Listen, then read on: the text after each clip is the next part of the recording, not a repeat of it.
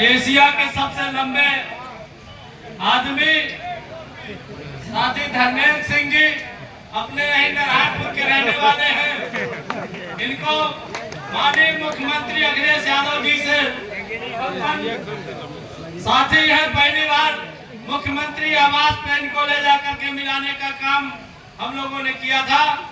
साथी रमेश यादव जी, सुनील प्रधान जी, सभी साथी, सभी उपस्थित हमारे बुजुर्गों, माताएं, बहनें और नौजवान क्रांतिकारी साथियों, मित्रों, और ढेर सारी बातें साथी पारसनाथ जी ने आपके बीच में बताई। आज क्या बात है, इस देश के अंदर इन सांप्रदायिक ताकतों से जिनका कोई मुकाबला करने वाला नहीं है, मैं बधाई देता हूं। हम लोग लंबे समय से आदरणीय माननीय स्वर्गीय मुलायम सिंह यादव जी, बिहार से लालू प्रसाद जी, तमाम हमारे जो समाजवादी नेता रहे हैं, इन सांप्रदायिक ताकतों की चुनौतियों का सामना करते लंबे समय से चले आ रहे हैं। आजादी की लड़ाई के पहले भी, आजादी की लड़ाई में तमाम हमारे ज्ञात अज्ञात शहीद रखू यादव जैसे लोगों ने स्वतंत्रता संग्राम की लड़ाई लड़ी, जिनके नाम से प्रदेश द्वार बना हुआ है। और आजादी के बाद इन काले अंग्रेजों से लड़ने का काम आपके सजाती नेता ये लड़ने का काम कर रहे हैं। देश के अंदर 547 लोकसभा का क्षेत्र है, उत्तर प्रदेश में 80 सीटें हैं, बिहार में 40 है, झारखंड में 14 सीट है। इस सब मिला करके उत्तर प्रदेश, बिहार और झारखंड में 134 सीटों पर इन सांप्रदायिक ताकतों का रोकने का काम हमारे मजबूत नेताओं ने रोकने का काम किया है। आज आप लोग देख रहे होंगे, 32 साल का नौजवान आदरणीय लालू जी का बेटा बिहार के अंदर इन सांप्रदायिक ताकतों से अकेले मुकाबला कर रहा है। और माननीय अखिलेश यादव जी पूरे उत्तर प्रदेश में इन सांप्रदायिक ताकतों को मुंहतोड़ जवाब देने का काम कर रहे हैं। इसलिए साथियों, प्रतापगढ़ की इस सामंती धरती पर जिस तरीके से आप लोगों ने आशीर्वाद बनाए रखा और 1980 के बाद से प्रतापगढ़ की राजनीति में राजा महाराजाओं को धूल चटाने का काम हम समाजवादी लोगों ने करने का काम किया। हम अपने को हम लोग सौभाग्यशाली मानते हैं। हमारे सभी नौजवान साथी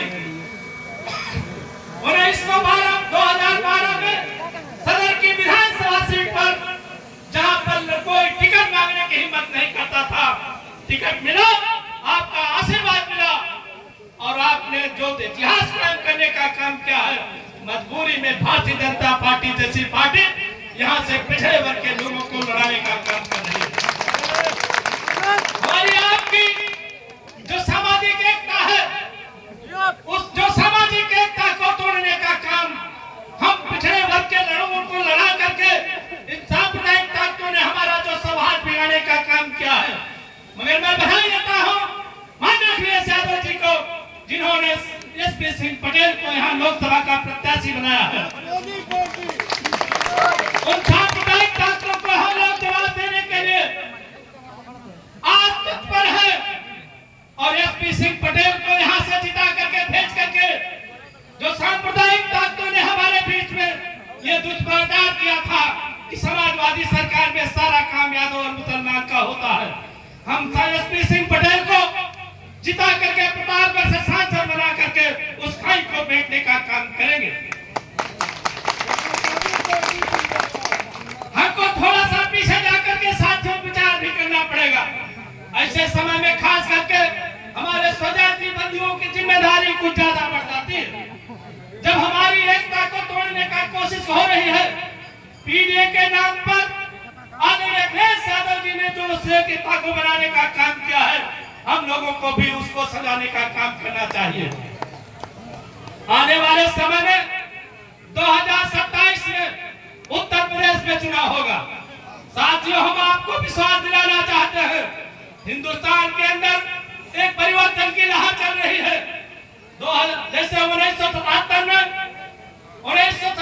में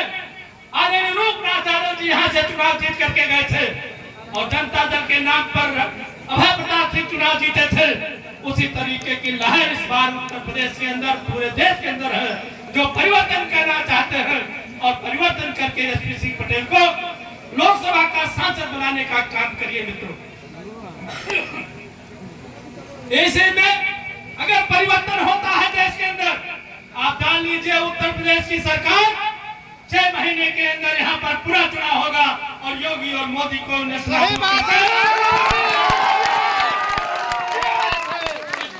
भगाने का काम होगा। उत्तर प्रदेश में आपकी सरकार होगी, आदरणीय अखिलेश यादव जी इस सूबे के मुख्यमंत्री तो बनेंगे बाद में, मगर देश की सबसे ऊंची कुर्सी पर अभी बैठने का काम अखिलेश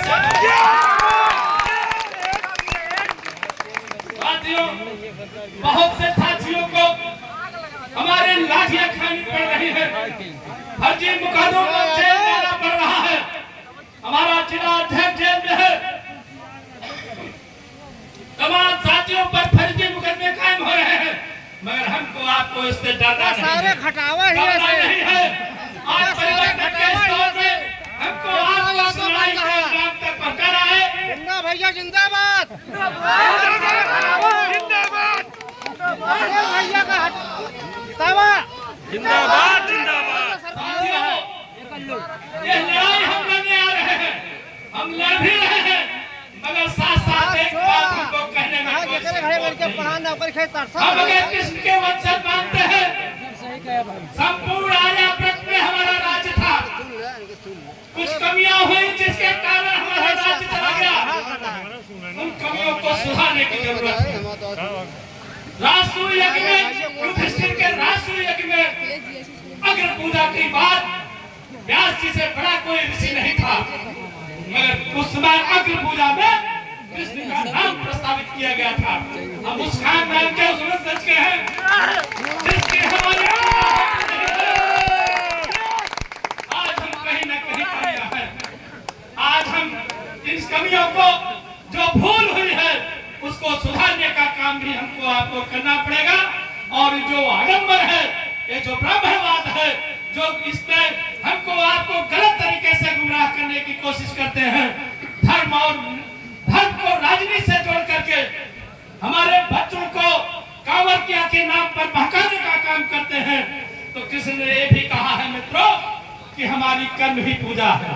हमारा नौजवान, हमारा छात्र अगर पढ़ेगा नहीं तो कांवड़ ढोने से उसको कभी सफलता, हमारा किसान, हमारा नौजवान अपने जो कर्तव्य है उसको अगर नहीं करेगा तो इस आडंबर से हमको कुछ मिलने वाला नहीं है। इसलिए साथियों, ये मौका है, हम लोग इसी बहाने इकट्ठा हुए हैं, अपनी बात कह रहे हैं, क्योंकि समय भी काफी हो रहा है। गायक साथी हमारे, देखिए आजादी की लड़ाई में सभी लोगों का काम था, लेखकों का, हमारे गायकों का संगीत के माध्यम से अपनी आवाज को बुलंद करने का काम करते हैं। हमारे लेखक लिख करके आजादी की लड़ाई में भी लिखने का काम करते थे। तो उसी तरीके से तमाम हमारे साथियों ने हथियार उठा करके समाज में परिवर्तन करने का काम किया। तमाम हमारे पार्टी जैसे लोग समाज में जन जागरण का काम करते रहते हैं। इसलिए सारे लोगों को मिलकर के इस जुल्मी सरकार के खिलाफ बगावत करने का काम करना है। बगावत क्यों नहीं होनी चाहिए?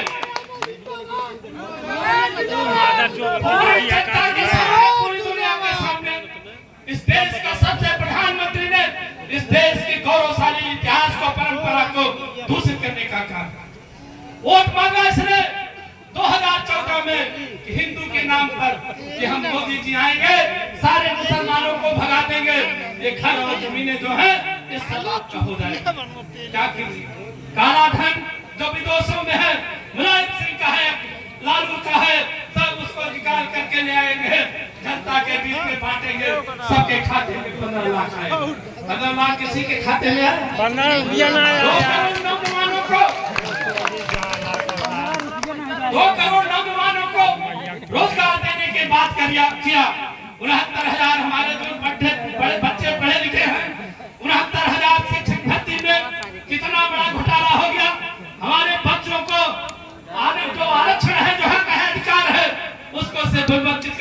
काम किया गया। हाई कोर्ट सुप्रीम कोर्ट के आधार पर 800 हमारे बच्चों को समायोजित करने की बात थी, आज तक उनको समायोजित नहीं किया गया है। किसानों की आय दुगनी कर रहे थे, किसानों की आय दुगनी हुई, 50 किलो की बोरी 40 किलो कर दिया। इतनी बड़ी झूठी सरकार, इतना बड़ा निकम्मा प्रधानमंत्री इस देश के अंदर विदेशों में क्या आवाज जा रही है। हमारे नेता महबूब नेता माननीय मुलायम सिंह जी का जब घोषणा पत्र आता था, वो कहते थे, जो कहते थे उसको करके दिखाने का काम करते।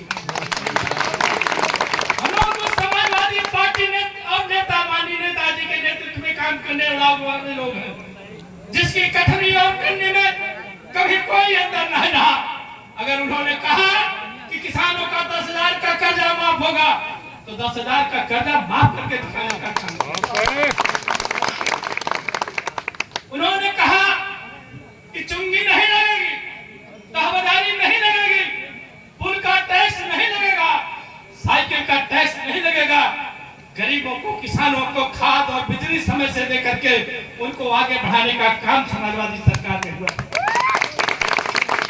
102, 108 एम्बुलेंस रिश्तेदार नातेदार की भी गाड़ी हो, 10 मिनट 15 मिनट के अंदर कभी नहीं पहुंचती है। वो व्यवस्था अखिलेश यादव ने करने का काम किया।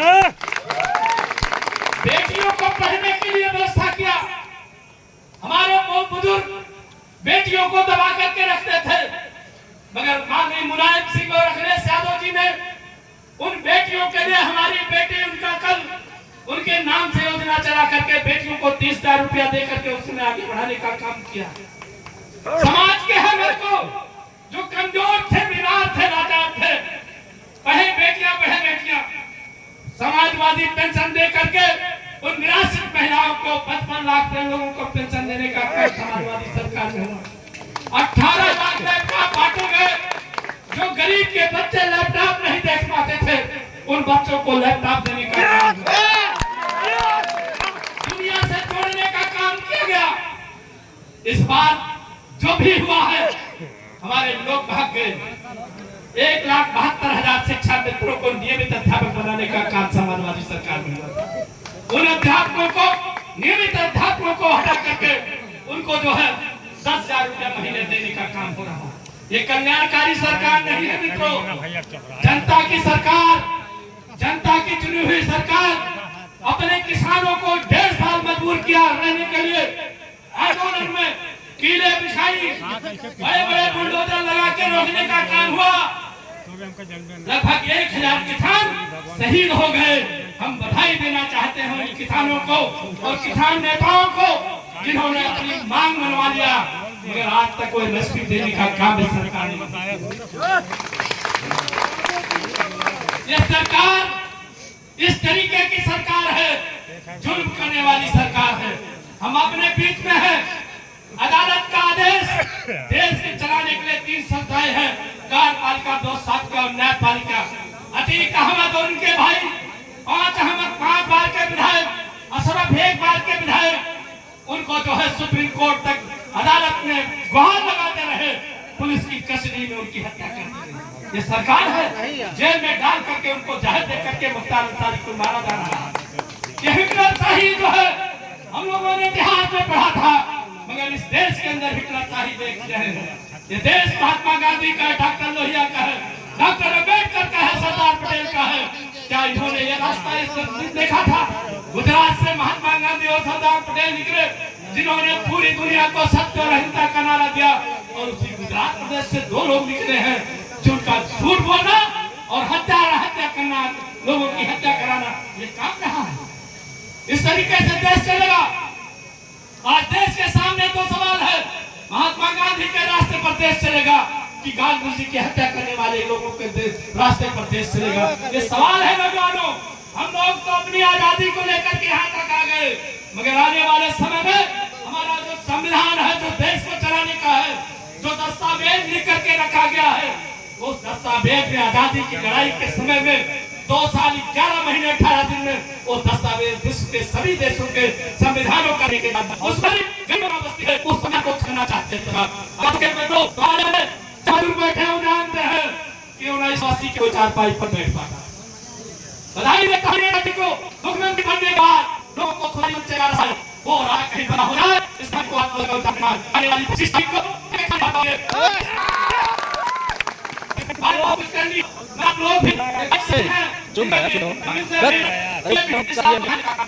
इतना बड़ी झूठ गारंटी देने वाला प्रधानमंत्री होता है विश्वास में लगे हम आपको इस बात के किसान को चीज को आज से चुनाव था कर समाज बाजू सरकार बनानी है इसी और विश्वास के साथ आप लोगों का बहुत बहुत धन्यवाद। जय भारत।